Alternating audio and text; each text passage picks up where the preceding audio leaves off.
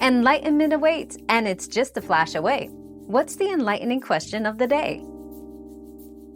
A grinding noise while braking typically indicates that the brake pads have worn down to the point where the metal parts are rubbing directly against the rotors.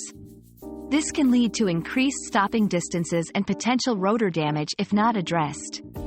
Replacing the brake pads as soon as possible is crucial to maintain braking efficiency and prevent further damage to your braking system. Our quest for knowledge never ends. Thanks for being part of today's discovery.